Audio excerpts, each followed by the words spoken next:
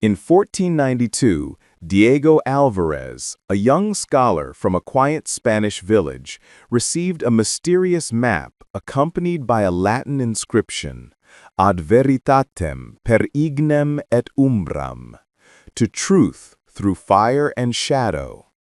Unlike his peers who sought gold and conquest, Diego was drawn to knowledge, ancient wisdom hidden for centuries, promising revelations about civilizations, science, and human history that had been lost to time. Diego assembled a small expedition and crossed the treacherous Atlantic. Storms battered their ships, the sea threatened to engulf them, and the crew grew wary of Diego's obsession with cryptic symbols. Yet he persisted, studying the map night after night, discovering subtle celestial patterns embedded. Diego soon learned that the map was the key to a network of hidden archives, each containing fragments of knowledge spanning continents and centuries. Each archive was protected with natural and human-made defenses, labyrinthine passages, cryptic symbols, riddles, and traps designed to test intellect, perception, and moral integrity. Diego understood that the ancients encoded wisdom not for the greedy, but for those prepared to respect and apply it responsibly. Their first major trial was the Valley of Echoes, a deep gorge where the wind carried sounds unpredictably, and stone inscriptions challenged their intellect and patience. The journey tested them physically and mentally. Treacherous paths, rock slides, rope bridges, and hidden crevices demanded courage and teamwork. At the valley's heart, they discovered a hidden entrance behind a waterfall, granting access to manuscripts and artifacts that preserved advanced knowledge in astronomy, mathematics, engineering, and philosophy. The expedition's progress did not go unnoticed. The Order of the Crimson Seal, a powerful European guild, sought to monopolize these archives for political and economic gain. The guild sent spies, mercenaries, and assassins, creating ambushes and perilous situations. Diego learned that true discovery was inseparable from strategy, ethics, and foresight. Survival required intellect and moral judgment as much as courage. Diego and his companions continued their journey, uncovering cities carved from marble and basalt, with urban planning, water systems, and observatories centuries ahead of Europe. Manuscripts revealed trade networks and cultural exchange. With the archives secure, Diego faced the moral responsibility of dissemination. Knowledge was too powerful to be freely exploited, yet too valuable to be hidden. He chose to share it selectively, with scholars, leaders, and communities demonstrating integrity, wisdom, and responsibility. Agricultural techniques improved food security. Medical practices saved lives. Astronomical knowledge guided calendars. Philosophical insights inspired leadership. The archive's true impact would be measured not in wealth or power, but in the ethical use of knowledge to advance society. Diego reflected on the transformation he had undergone. He had evolved from a curious scholar into a guardian of human wisdom. The journey had tested intellect, courage, endurance, and morality. He understood that knowledge is fragile, yet transformative. Its true value lies not in possession, but in responsible application. In the heart of Wonderwood Forest, where every tree whispered secrets and every brook sparkled like jewels, a brand new day was beginning. Benny the Brave Bunny. Another beautiful day. I can feel adventures waiting just around the corner. Milo the Mischievous Monkey. Benny, wake up! Don't tell me you're planning to nap today. Benny. No way, Milo. There's too much to explore. I can't waste a single moment. In the heart of Wonderwood Forest, where every tree whispered secrets and every brook sparkled like jewels, a brand new day was beginning. Benny the Brave Bunny. Ah, another beautiful day. I can feel adventures waiting just around the corner. Milo the Mischievous Monkey. Benny, wake up! Don't tell me you're planning to nap today. Benny. No way, Milo. There's too much to explore. I can't waste a single moment. Race you to the sparkling river. Last one there is a sleepy squirrel. Hey, I'm small, but I'm fast. You can't leave me behind. Ready, set, go! All of them dash down the path. Benny hops gracefully, Milo swings through the branches, and Pit scurries along the ground. The forest echoed with laughter and the sound of little feet running, paws hopping, and tails flipping. Every leaf seemed to shimmer as if cheering for them. If I told you that a single forgotten man, absent from almost every history book, secretly changed the fate of the United States 3 times in one lifetime, would you believe it? That he prevented a war before it began, that he saved a president without ever meeting him, and that he vanished, leaving behind a diary so shocking that historians still argue whether it should be called prophecy, luck, or something far beyond human understanding? This is his story. The story of Nathaniel Crow, a man erased from history yet woven into every corner of it. The archive room beneath the Library of Congress smelled like dust, old paper, and forgotten time. Dr. Eleanor Hughes, a 34-year-old historian known for her relentless curiosity, had searched through hundreds of sealed boxes marked "Restricted until further notice." Most of them contained dead-end materials, unfinished legislative proposals, private letters of politicians no one remembered, or drafts of abandoned books. But on October 12, 1937, at exactly 3:42 p.m., she opened a wooden crate that immediately felt wrong. It wasn't old. January 3rd, 1819. History will erase my name someday. I accept that.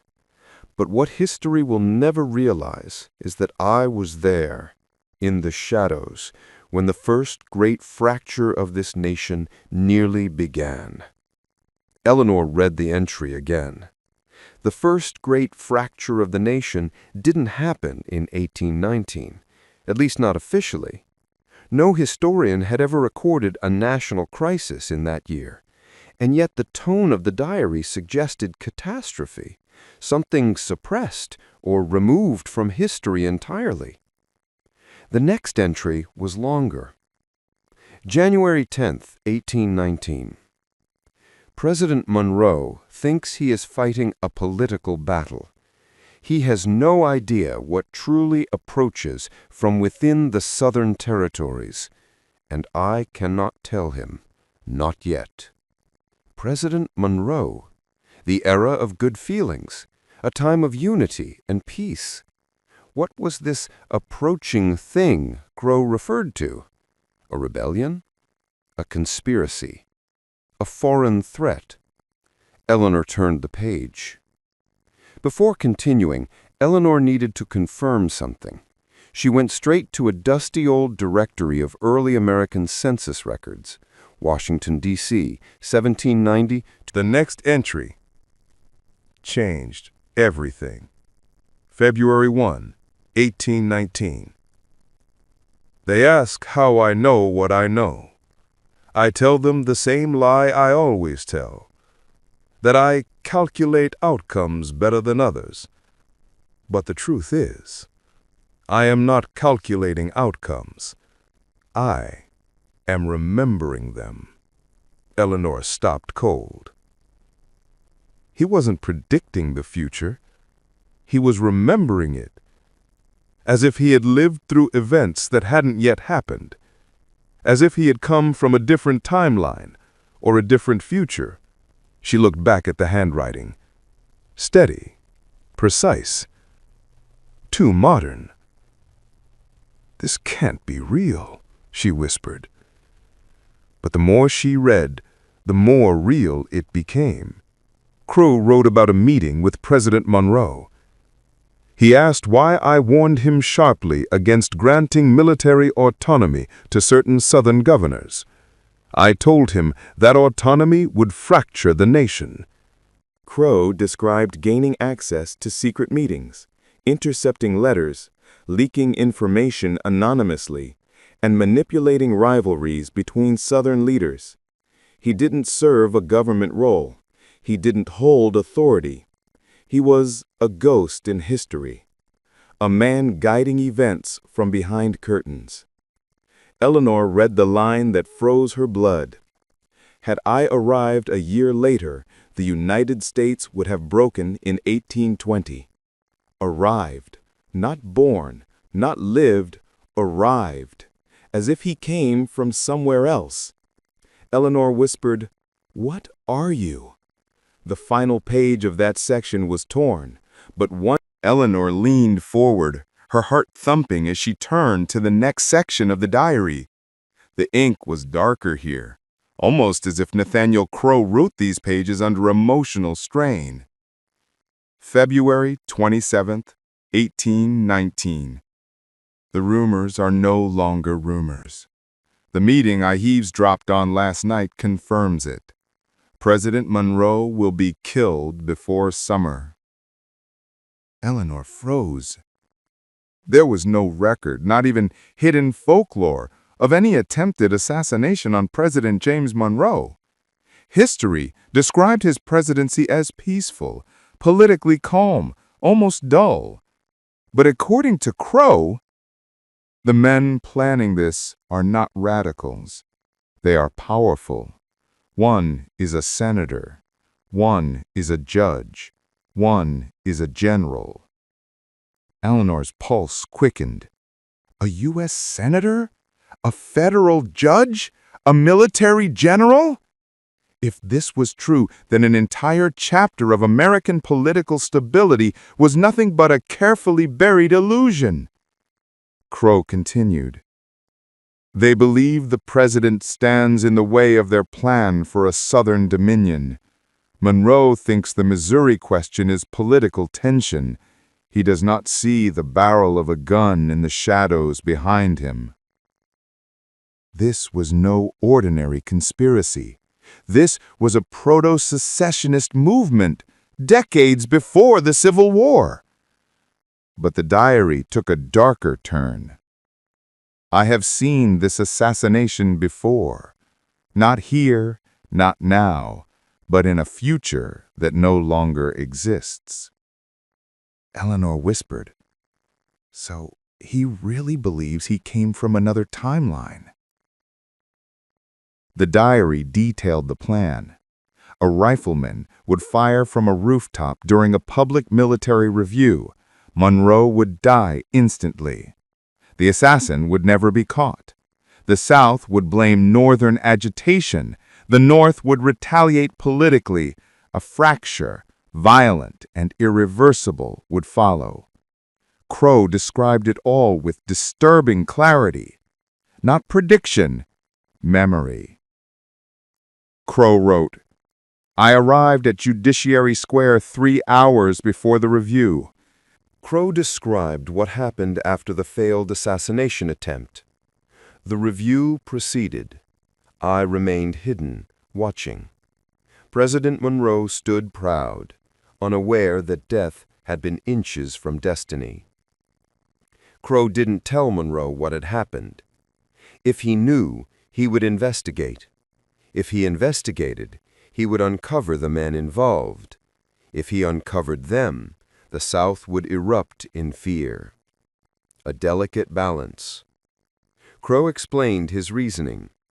History is not saved by exposing danger. It is saved by preventing it before anyone notices.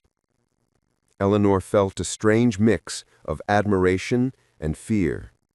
Crow saved the president, but also defended the men who planned to kill him for the sake of controlling history's flow. He played with the fate of a nation like a man rearranging chess pieces on a board.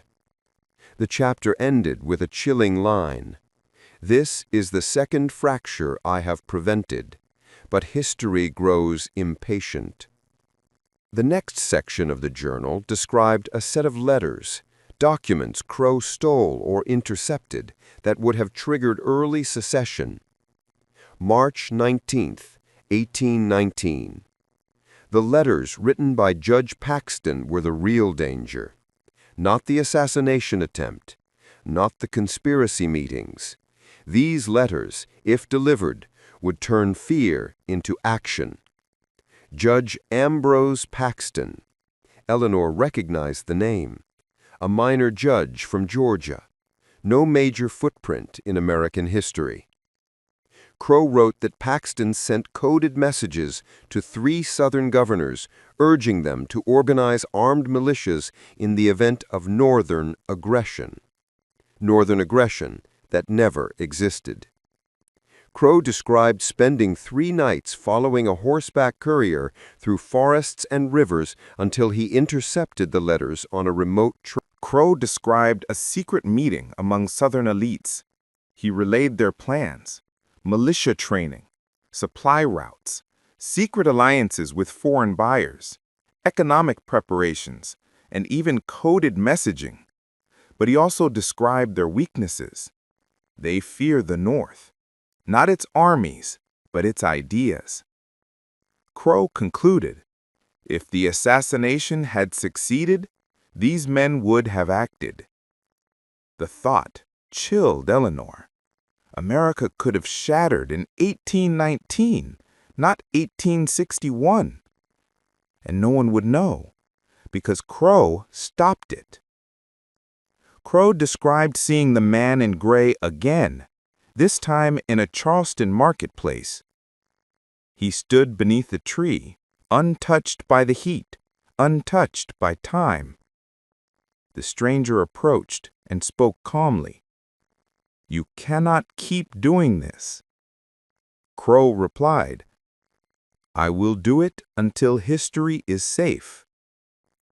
The stranger's answer, Not through force, not through exposure, through distrust, carefully planted by Crow. Whispers turned to suspicions, accusations replaced alliances, plans collapsed under paranoia. Crow wrote, "No war this year, no fracture, not yet."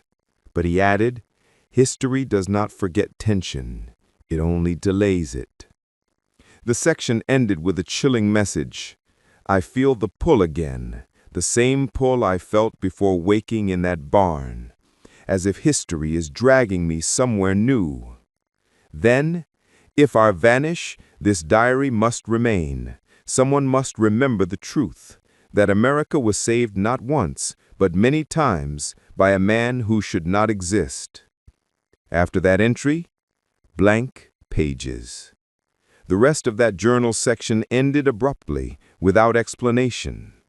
And according to the archive note, Crow did not appear again in historical records for 14 years.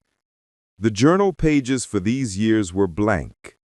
Eleanor ran her thumb. The next written page in the diary was dated February 18th, 1833.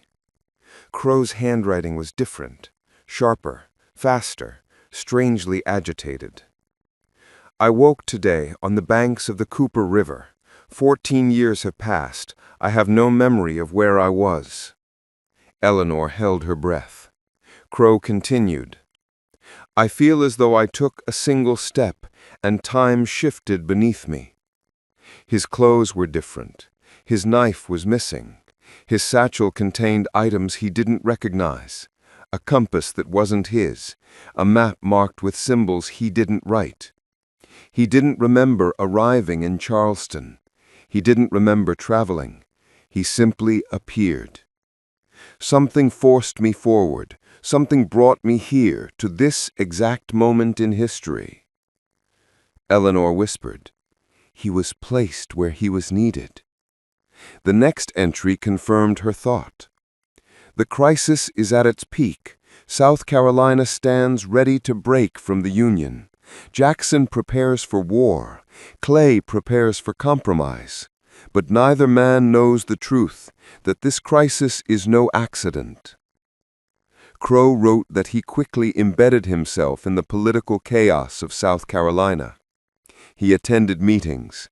He listened in taverns. Crow wrote that he infiltrated a network of couriers until he gained access to confidential messages sent between Charleston and Washington. How he did this wasn't clear. Crow never shared his methods, but the next pages revealed something stunning.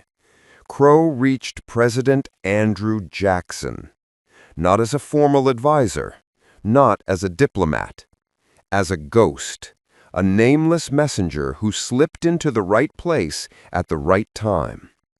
Crow described the moment he met Jackson. He is a storm made flesh, a man carved by war. When he looks at you, you feel he sees not your soul, but your secrets. Crow delivered a message. There is a man in Charleston who intends to push this nation into war. A war you cannot win, a war you must not fight. Jackson stared at him and asked calmly, "Who are you?" Crow's hunt for Dorian Hartwell led him to a plantation mansion outside Charleston, a place Crow called the House of Symbols. He described strange carvings on the walls, a circle broken into thirds, a serpent eating its tail, a clock with no hands, overlapping arrows pointing in opposite directions. Crow wrote, "These symbols, I've seen them before. Not in history, but in flashes of memory he did not fully understand. He felt dizzy inside the house. The diary described a horrifying realization. Hartwell knows me. I do not know how, but he knows my name." The next pages described a tense confrontation. Not physical, but ideological. Crow accused Hartwell of engineering war. Hartwell countered, "I am preventing the greater war. You saw the civil war of your timeline. Millions dead, cities burned, years drowned in blood." Crow froze. Hartwell continued, "But in my timeline, the South struck first in 1833. Crow realized the truth. Hartwell was from another broken version of history, a future where America fractured early, violently, permanently. Hartwell wasn't evil. He was trying to correct what he believed Crow had already ruined. Crow wrote, "Two men from two broken timelines arguing over the soul of a nation." Hartwell insisted, "Early war is better. The South has a chance now. Waiting until 1861 dooms everyone. History must be rewritten again." Crow disagreed. "Early war collapses the Union permanently. Foreign powers will intervene. America will never unify. The future dies in 1833. The debate ended with Hartwell whispering, "History chose both of us. Only one of us will succeed."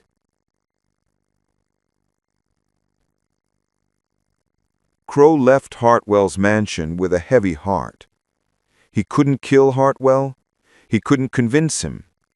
But he could dismantle Hartwell's influence. Crow described a masterstroke strategy. Expose Hartwell's secret funding to moderate politicians, forge letters showing Hartwell planned to betray them, shift business leaders by sabotaging Hartwell's trade routes, intercept radical pamphlets and replace them with tempered versions, leak information to Clay's allies to push a compromise, persuade militia officers that Hartwell planned to sacrifice them, divide Hartwell's factions using carefully timed rumors.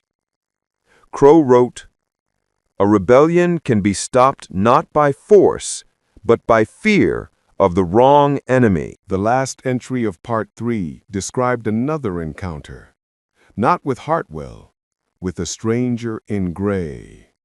Crow wrote, "He appeared on the Charleston Pier at sunset. The water was calm, the sky was red. Crow stood alone. The man in gray approached. 'You changed too much again.' Crow replied, 'I saved the nation.' The stranger shook his head. 'Every action has a counteraction. You prevent one war, you create another.' Crow asked, 'Then what should I do?' The stranger said, 'Stop trying to fix the fractures. Start trying to understand why they exist.' Crow demanded, 'Tell me who you are.' The man whispered, 'I am what you become if you fail.' Then he stepped backward and vanished into the twilight. The final line of the diary section: 'I no longer know if I am saving America or if I am the reason it keeps breaking.'" The storm over the Atlantic did not calm for 2 days. The ship Helios Dawn groaned under the weight of waves that towered like watery mountains. Yet Elena stood on the deck every night, staring at the horizon, the same direction the navigator had sworn the island had no name. Not in U.S. naval charts, not in colonial records, not even in Native American oral maps. And that was impossible. Every coastline, every rock formation near North America had been mapped centuries ago. Marcus read through satellite data. Nothing. No shape resembling this island had ever been recorded. "Which means," he said slowly, "this place appears and disappears." Maya laughed nervously. "Is that even a thing?" Elena looked at her, eyes intense. "Maya, civilizations have risen and fallen for thousands of years. Some built wonders now lost, but none documented a moving island.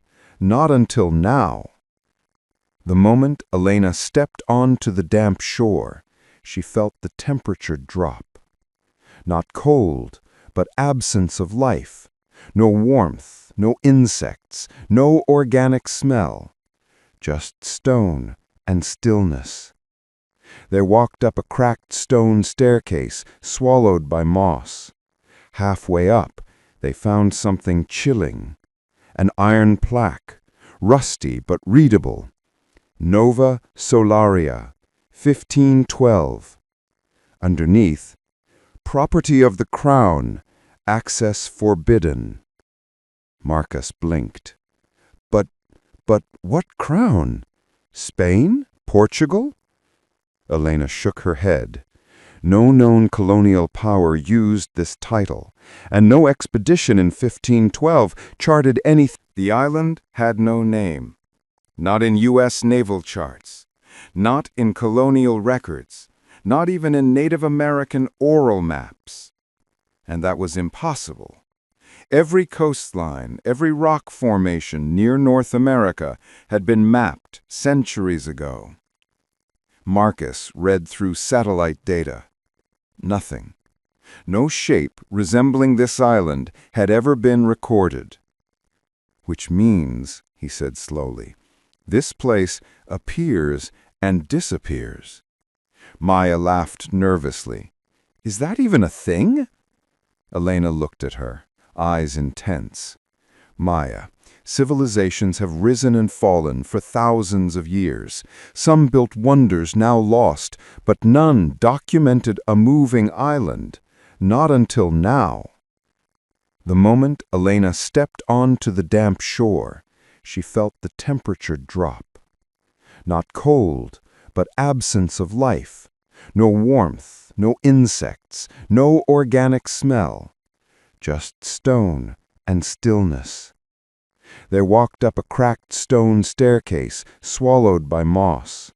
Halfway up, they found something chilling. An iron plaque, rusty but readable. Nova Solaria, 1512. Underneath, property of the crown, access forbidden. Marcus blinked. But what crown? Spain? Portugal? Elena shook her head. No known colonial power used this title, and no expedition in 1512 charted anything. The island had no name, not in U.S. naval charts, not in colonial records, not even in Native American oral maps. And that was impossible. Every coastline, every rock formation near North America had been mapped centuries ago. Marcus read through satellite data. Nothing. No shape resembling this island had ever been recorded. Which means, he said slowly, this place appears and disappears. Maya laughed nervously. Is that even a thing? Elena looked at her, eyes intense. Maya, civilizations have risen and fallen for thousands of years. Some built wonders now lost, but none documented a moving island, not until now. The moment Elena stepped onto the damp shore, she felt the temperature drop. Not cold, but absence of life. No warmth, no insects, no organic smell. Just stone and stillness. They walked up a cracked stone staircase, swallowed by moss. Halfway up, they found something chilling, an iron plaque, rusty but readable. Nova Solaria, 1512. Underneath, property of the crown, forbidden access. Marcus blinked. But what crown? Spain? Portugal? Elena shook her head. No known colonial power used this title, and no expedition in 1512 charted anything east of Bermuda. So, The sun symbol on the outer ring of the machine, the same sun symbol, glowed faintly when Elena's hand passed near it. A hum swept across the plaza, a deep, resonant vibration, like waking something from centuries of sleep. "Step back," Captain Reyes warned. But before they could move, the rings of the mechanism began shifting, grinding, turning, aligning with stars no longer visible in daylight. Then, boom! A shock wave pulsed out from the device, invisible but powerful enough to shake dust from the ancient walls. Maya stumbled. What the hell was that? Elena steadied herself. The device just synchronized with something huge. Marcus looked at his scanner. Elena, my instruments are going wild. This whole island is full of magnetic anomalies, and they're moving, changing, like the ground itself is adjusting. Elena whispered the only conclusion possible. At the far end of the ruins stood a thick stone archway that hadn't been visible from the sea. Carved into it were identical symbols from the journal fragments found in Elena's home. The archway shimmered faintly, not with light, but distortion, as if the air around it was bending reality. Marcus approached carefully. "This isn't right," he said. "Gateways don't distort radiation like this." Elena stepped closer despite her fear. "It's not a doorway to another place," she said slowly. "It's a doorway to another time." Maya froze, her voice barely a breath. "You're saying this island can move through time?" Elena swallowed. "Yes, at least that's what the device suggests." Captain Reyes took a step back. This is above all our pay grades.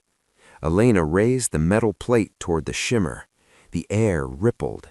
A clicking sound reverberated. Then the archway lit up with a burst of pale gold. Something activated. Elena's mind was suddenly pulled elsewhere.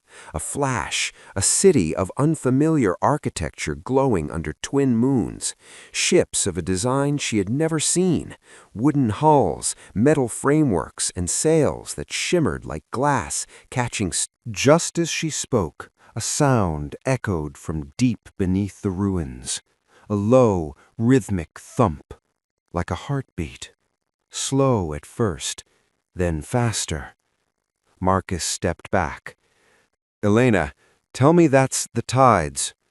"It's not," she whispered. The ground trembled. Then again and again. Something ancient was waking, and it was waking because they had activated the mechanism. Maya grabbed her hand. "Elena, what did we just turn on?" Elena stared into the widening cracks in the plaza floor. "I think," she said with dread, "we just reactivated the island's engine." The heartbeat grew louder. The island began to shake, and from the far side of the ruins, a second doorway began to light up. Brighter, hotter, more unstable. Elena whispered, "Someone or something is coming through." The second archway on the far side of the ruins glowed like a furnace forced open after centuries of silence. Not golden like the first one, but deep crimson, pulsing like blood. The air grew hot, not warm, blistering, the kind of heat that dries the tongue and cracks the earth. Marcus shielded his face. "Elena, this one isn't stable. The radiation spikes are insane." Maya backed away, camera shaking in her hand. "It looks like it's melting the stone. What is this?" Elena didn't answer immediately. Her eyes remained fixed on the glowing archway. Because the symbols around it, they were the same symbols she had seen in her vision. Only this time they were burned, carved violently, as if done in desperation. Captain Reyes pulled out his radio instinctively. "Crew, be prepared for immediate evacuation." Before he could finish, a sound tore through the air. A roar. But no animal made this sound. It was a layered frequency. The figure took a step out of the archway. Marcus grabbed Elena and ran. "Move!" The moment its foot touched the ground, a wave of heat exploded outward like a bomb. Stone shattered, air ignited. The group was thrown back, tumbling across the plaza. Maya hit the ground hard. Captain Reyes shielded her, yelling, "Back to the ship, now!" But Elena remained on her knees, staring. The creature wasn't fully stable. Its form flickered, as if slipping between dimensions, phasing in and out of reality. Marcus grabbed her. "Elena, we have to go!" But she didn't move, because the creature was looking directly at her. Its voice slithered into her mind. "You carry the map of return. You are marked." Elena felt something burn behind her eyes. Images, symbols, coordinates, a path spiraling downward into the earth, into the island's core. She gasped. "It wants the map, not to take it, but to follow it." Marcus dragged her up. "Elena, run!" The creature extended its arm. A beam of molten light cut across the plaza, carving stone like butter. The fall of the ruins. The sky darkened. Clouds spun overhead, drawn toward the island like a vortex. The engine beneath the ground thundered louder. Maya screamed, "Elena, the whole island is destabilizing." Captain Reyes motioned toward the shoreline. "Everyone, to the damn boat!" But the shoreline, behind them, was changing. The water was receding, not due to tide, due to gravity warping around the island. Marcus looked at his instruments. "Oh God, the temporal field is reactivating." Elena's eyes widened. "The island is preparing to jump." Maya stared. To jump? Where? Elena corrected her, voice shaking. Not where. When? Marcus grabbed her face, forcing. The staircase spiraled into a vast underground chamber. At the center was a colossal sphere, floating, rotating slowly, emitting waves of golden energy. The engine. The ancient civilization's last hope, their escape mechanism, their curse. Marcus whispered, "My God." Elena stepped closer. "It's a temporal anchor, controlling the island's phase shifts. If we break its coupling—" Maya interrupted. "Elena, look!" On the opposite side of the chamber, another archway began glowing crimson. The creature had found another way in. It was coming, fast. Captain Reyes raised his weapon. "We hold it off. Professor, do what you need to do." Elena nodded, hands trembling as she approached the sphere. Marcus whispered to her, "You're not alone. I'm right here." She managed a thin smile, then placed her palm on the sphere. A jolt of energy surged through her. The chamber roared alive. Visions flooded her again, this time clearer. The ancient council, the catastrophe, the sacrifice, the map handed down line by line until it reached her family. A voice from the vision whispered, "Break the anchor, free the island from the hunt." She whispered back, "I'm trying." The Final Confrontation, Part 4, End. The creature burst into the chamber, screaming with a sound like molten metal tearing. Captain Reyes opened fire. Marcus grabbed Elena. "Now! Do it!" Elena pressed both hands to the sphere, and it cracked. The chamber exploded with light. The creature roared. The engine's secret revealed. The ancient civilization hadn't built the engine to make the island travel. They built it to contain something. Something the creature was hunting. Something the island protected through time. Maya looked terrified. "You mean there's something even worse than that monster?" Elena nodded slowly. In her vision, the final moment became clearer. A child, wrapped in geometric cloth, marked with spiral symbols, standing inside the sphere as the council sealed it shut. Marcus whispered, "Oh my God, it wasn't a power core. It was a sanctuary." Captain Reyes turned pale. "They imprisoned a child inside a time-locked engine?" Elena corrected him. "Not a child, a key." The map's true purpose. She reached into her jacket. The ancient map, the one handed down through generations, was glowing faintly, the ink shimmering with a pulse like a heartbeat. Marcus breathed. "It reacted to the engine." Elena nodded. The map wasn't meant to find the island. She turned the parchment over. New symbols had appeared, lines forming pathways beneath the island structure, coordinates she had never seen. It was meant to find the vault beneath the engine. Maya blinked. "There's more below this?" Elena nodded gravely. "The engine chamber is just the first layer. The ancients built multiple levels, each deeper than the one before." Captain Reyes exhaled sharply. "Why would anyone bury something so deep?" Elena looked up at him. "To protect it from what was hunting them." The return of sound. A rumble shook the chamber, a low, dull vibration. Marcus steadied himself. "Elena, tell me that's not the creature." "It's not." She pointed toward the ceiling. "Listen." They all froze. Above them, far above, the real enemy. Elena stepped closer, voice trembling. "Who sent the creature?" The child's voice echoed eerily, like he was speaking through multiple timelines at once. "A man from your future, from your world." The room went cold. Marcus whispered, "A human? A human sent that monster after your people? Why?"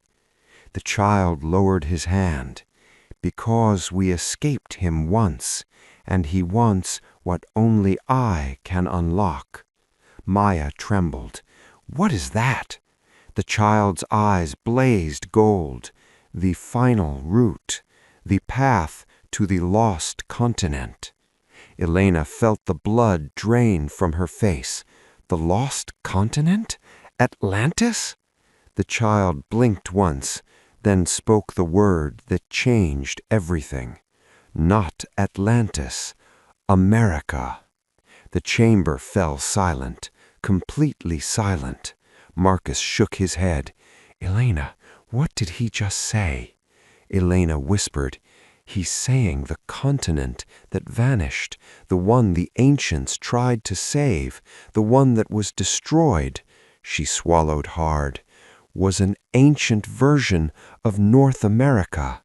Maya's voice cracked. So you're telling me America existed before recorded history and someone erased it? The child nodded. Your history is a shadow, a rewrite, a cover. He pointed again to the sealed vault. The truth is below. The sealed vault door, a perfect stone circle carved with spirals, stood like the final heartbeat of a forgotten world.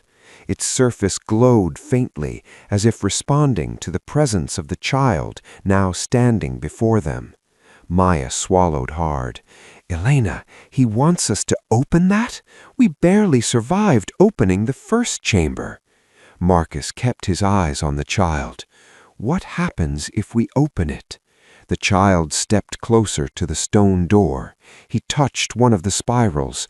A ripple of gold moved through the carving like a pulse. If you open it, the boy said calmly, the truth returns. The echo of a future voice. A sound filled the chamber. Not a roar, not a scream, but something worse. A voice. Projected through the stone itself, through the air, through their bones. Deep, smooth, calculated.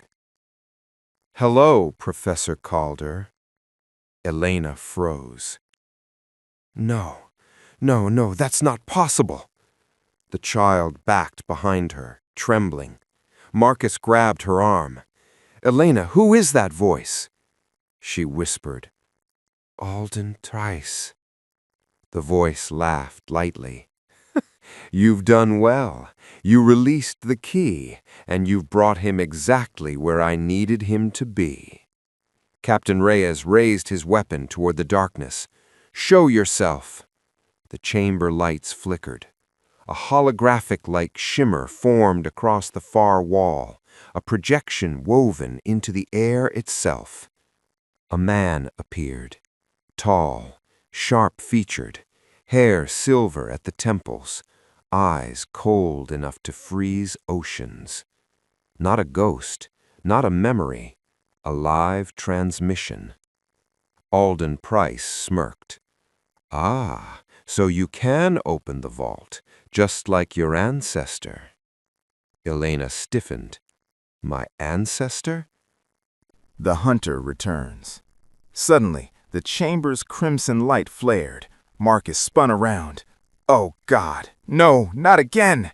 A roar erupted through the passageway. The creature, the hunter, was back. But this time, Price's voice echoed with amusement. My pet is persistent. The creature stepped into the chamber, molten cracks glowing along its limbs. Maya screamed as it lunged. Captain Reyes opened fire. Bullets sparked uselessly off its shifting form. Elena turned to Price's projection. You'll kill us all! Price smirked. Only those who resist. The creature roared again, and the vault door behind Elena began to glow bright gold. The child whispered urgently, Open it! Now! Elena pressed her hand to the spirals. They lit up. The vault trembled. The hunter lunged. Marcus tackled Elena aside. Captain Reyes emptied his weapon. The child raised his hand, and a wave of golden force blasted outward, slowing the creature mid-air. But only for a second. The vault door cracked open, a slit of blinding light pouring out. The child grabbed Elena's hand. "Inside! It's the only place he cannot follow!" Marcus yelled, "Elena, move!" The creature roared, charging through the chamber. Elena, Marcus, Maya, Reyes, and the child dove into the vault, just as the door slammed shut behind them. The creature's claws scraped stone. Alden Price's voice echoed, "Run, Professor, run while you still can." Then, silence. The forgotten vault. For 2 days, the team worked under the scorching Iraqi sun.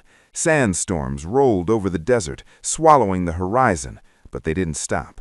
Every hour, the earth revealed a little more of its secret, an ancient tunnel sealed under layers of clay, as though time itself tried to bury it forever. At sunset on the 3rd day, the final stone slab loosened. A deep groaning sound echoed from below, like the desert exhaled. A tale from the ancients. Michael found strange grooves near the center of the map, like lines meant to hold something. A disc, perhaps, or a key. "Team!" Zara called from across the chamber. "You need to see this!" In the far corner stood a tall, rectangular monolith with a perfectly polished front, not worn, not cracked, as if created yesterday. Symbols ran down its surface, geometric, repeating, almost mechanical in pattern. "These aren't written by hand," Arya whispered. Michael reached out and touched the monolith. It lit up. Not glowing, displaying. A projection, thin as mist, rose from the monolith. A figure formed, not human, but humanoid, tall, wearing garments draped like ancient priests, but embroidered with patterns unknown to history. The figure spoke a language that resonated like echoes through the chamber. The team stood frozen.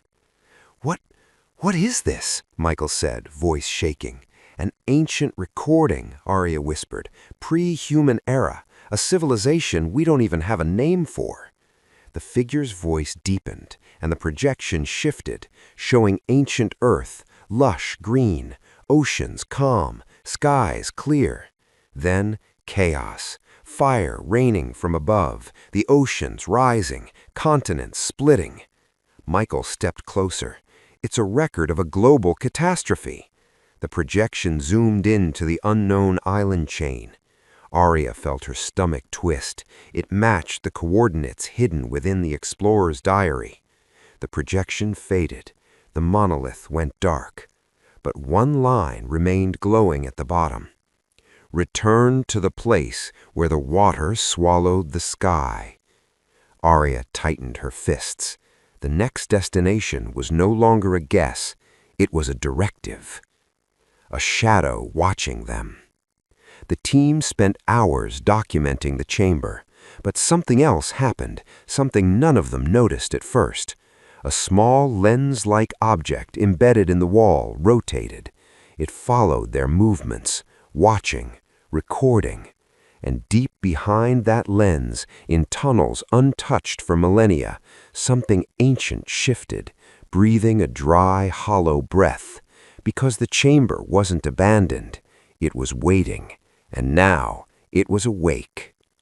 When they reached the surface, as they climbed out of the tunnel into the fading sunlight, Arya felt someone watching.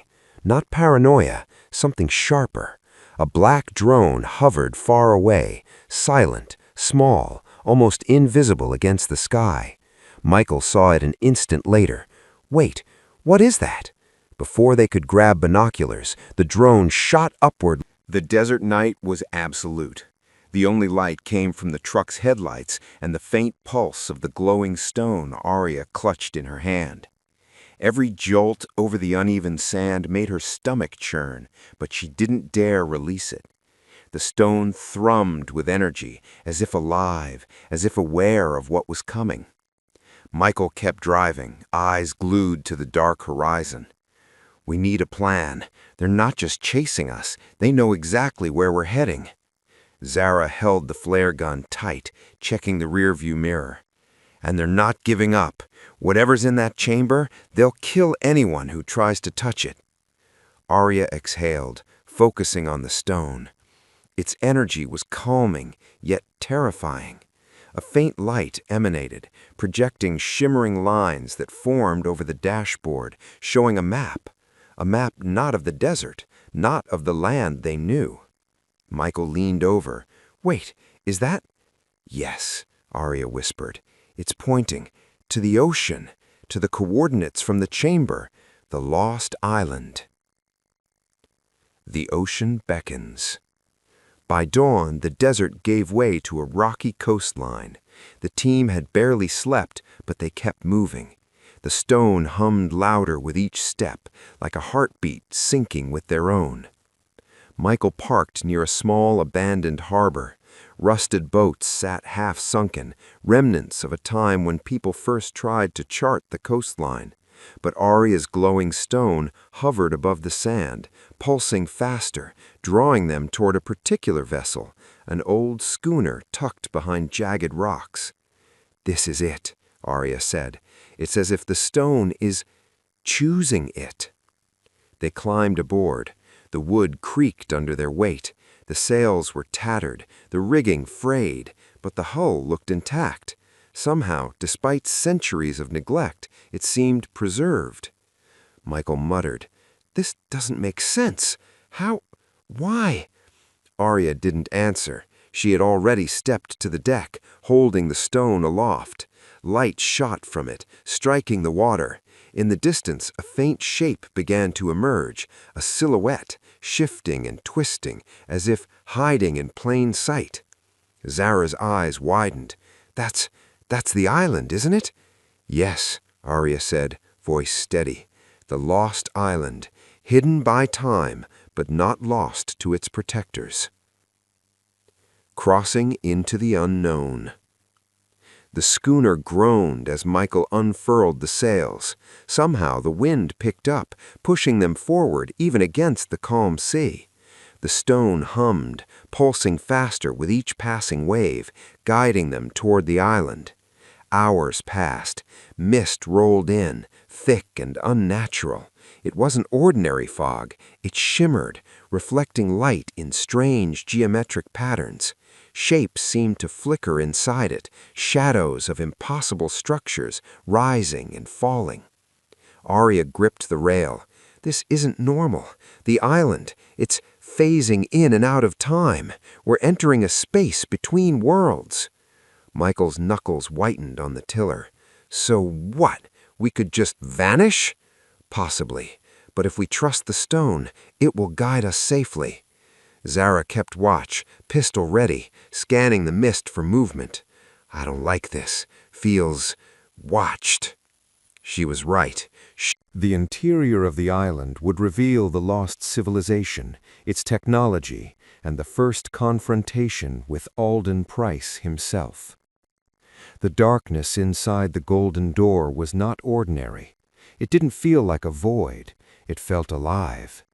The walls vibrated faintly, echoing a language of sound and light beyond human comprehension.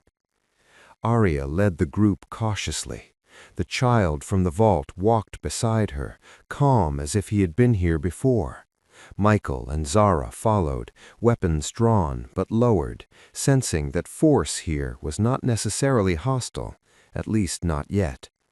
The air grew warmer, tinged with metallic, mineral scent, and the floor beneath their feet hummed faintly. Michael whispered, "This place, it feels like it's watching us." Arya nodded. "It is. The lost civilization's technology is integrated into every stone. Their city wasn't just physical, it was semi-sentient. Every movement, every touch, every thought interacts with it." Zara shivered. "Semi-sentient stone? You're telling me the walls are alive?" "Yes," Arya said softly, "alive enough to know whether you belong or whether you will be destroyed." The Hall of Records. The corridor opened into a massive hall. The ceiling was impossibly high, carved from a single massive crystal. Faint geometric patterns glowed along the walls, illuminating thousands of glyphs, etched into stone tablets, walls, and even the floor. Michael whispered, These These are records. The child nodded. Knowledge preserved across time. The lost civilizations stored all their history, their science, their culture, here, safe from those who would erase it. Arya ran her fingers over one tablet. The glyphs responded, lighting up faintly. Images flickered in the air above, lush forests, oceans teeming with life, cities unlike anything in modern architecture. This civilization was older than anything we've recorded, Arya murmured, and technologically advanced beyond our comprehension. Michael stepped closer to a holographic projection rising from the floor. Look at this. It's a machine or a map? Arya nodded. Both. A map of their world and the way to manipulate it. It's what they used to protect themselves from global catastrophes, disasters that could destroy entire continents. Zara leaned against a wall, overwhelmed. And Alden Price wants this? Why? To control history? The child's gold eyes glowed faint gold. Yes, he wants to rewrite the past to fit his vision. But this place, it chooses who can access it. Only the worthy may proceed. First layer of defense. As they the calm of the lost island was shattered by a disturbance in the distant mist. Michael noticed it first, a ripple across the water, unnatural and fast.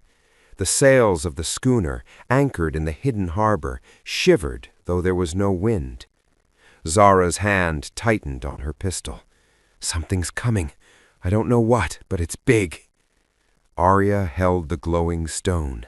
Its pulse had changed, not protective now, but alarmed, faster, sharper, as if screaming a warning through time itself.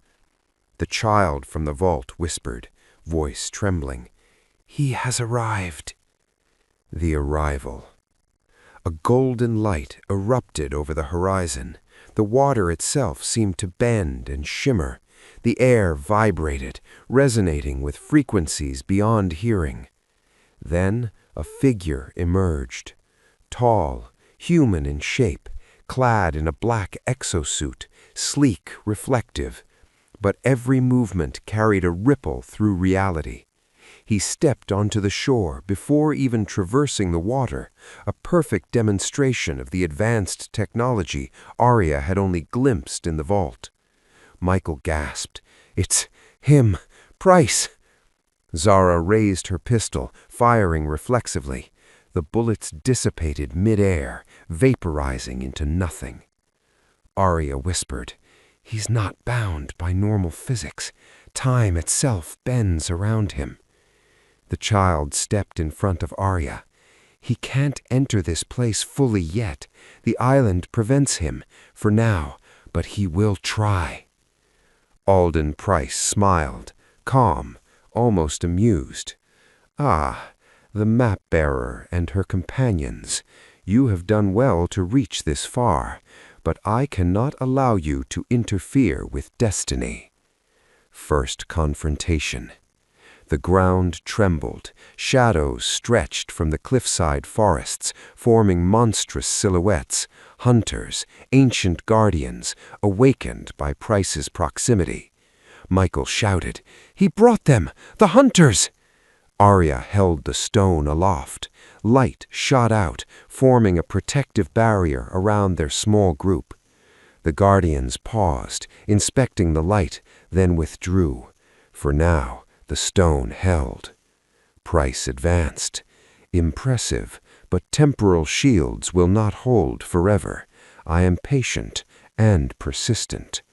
Zara growled. Patient? Persistent? You're a maniac with technology you don't understand. Price's laugh echoed unnaturally, resonating across multiple layers of reality. I understand perfectly. I understand the past, the present, and the future.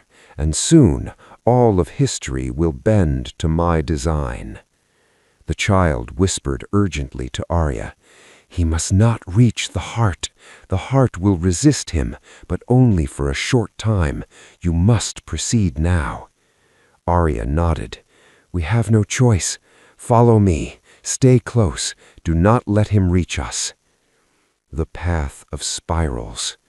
The group ran toward the inner sanctum. The spirals on the pathways shifted under their feet, responding to the presence of Arya and the child. Glowing spirals directed their steps, illuminating the way. Behind them, Price advanced, his form blurred, bending time to close the distance. Each step he took, the shadows of the hunters multiplied. Michael shouted, "We can't outrun him." Arya held the glowing stone closer. The energy responded to her